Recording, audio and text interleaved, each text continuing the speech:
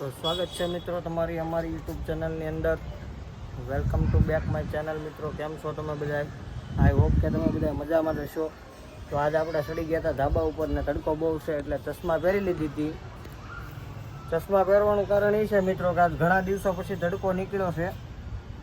તો અમે આવ્યા હતા ધાબા ઉપર, ભાવું બધું ફૂકવે છે, તડકો નીકળ્યો છે એટલે ઘણા ટાઈમ પછી. તો બતાવું તમને શું કરે છે એમ.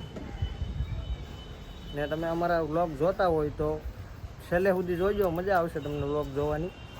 તો કેમ છો તમે બધા? શું કરશો તને કહું?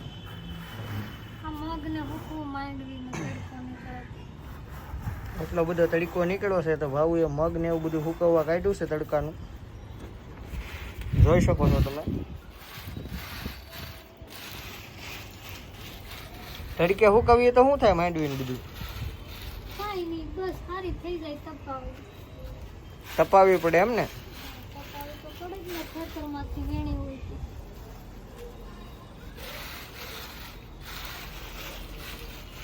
કેટલા દિવસ પછી તડકો નીકળ્યો?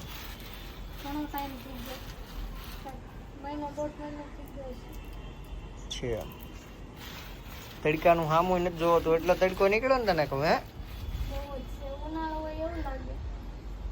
કેવો તડકો નીકળ્યો જોવો મિત્રો. આવું છે કાંઈક.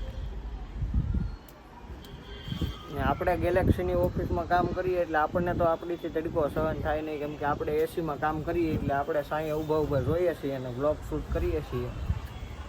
ભાવું છે માંડવી ફૂકવે છે, માંડવી ને મગ ને એવું બધું. ને આપણે ધાબે આંટો મારવા આવ્યા છીએ. કેવું વાતાવરણ છે, તડકો નીકળ્યો છે આજ તો ઘણા દિવસ પછી. તો અમારો વ્લોગ જોવાની તમને મજા આવતી હોય તો તમે જોજો. એક નંબર. અત્યારે તડકો નીકળ્યો છે ને આપણે હવે ઘરે ભાગી જવાનું છે, કેમ કે આપણે તડકાના અહીંયા ઊભા રહી શકતા નથી. શું કે જવું છે કે ઘરે?